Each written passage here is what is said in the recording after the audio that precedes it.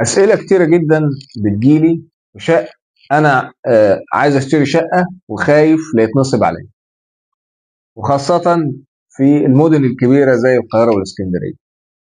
أنت ممكن تلاقي فجأة اللي بيبيع لك الشقة هو المستأجر، وحضرتك اتنصب عليك وما تعرفش ترجع فلوسك. يبقى أنت ساعة ما تيجي تشتري شقة، رقم واحد لازم تستشير محامي.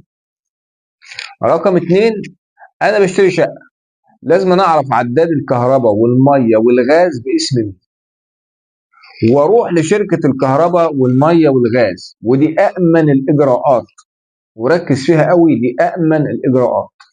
لما ارجع لشركه الكهرباء والميه والغاز اساله الراجل ده مالك ولا مستاجر، لانه هو ممكن يكون العداد باسمه لكن مستاجر. شركه الكهرباء هتقول لك ده مركب العداد بس مستاجر، او مالك، هو المالك، شركه الكهرباء والغاز والميه. دي الاجراءات. عندك حاجة تاني، طبعا لازم تسأل الجيران.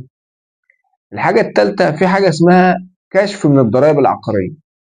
معظم الأماكن مسجلة في الضرائب العقارية، حضرتك لو طلبت منه كشف من الضرائب العقارية بيبان فيه اسم المالك. ده جزء.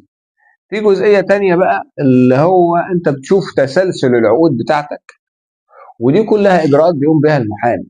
تسلسل العقود، العقود اللي معاه، عقود الملكية، وتفندها كويس وتقراها كويس، وتشوف هو بيشتري من مين، واللي اشترى منه ده صفته ايه.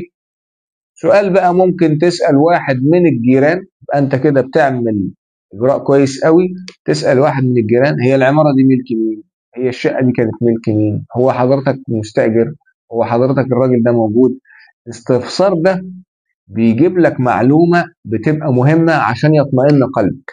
اما انت بتبقى ماشي على يقين ان هو ده المالك، او بتوصل لمعلومة ان هو مش المالك، ويبقى ده الحمد لله بتنجو من عملية نصب كانت هتقضي على اموالك وتضيع كتير جدا من مجهودك. وشكرا.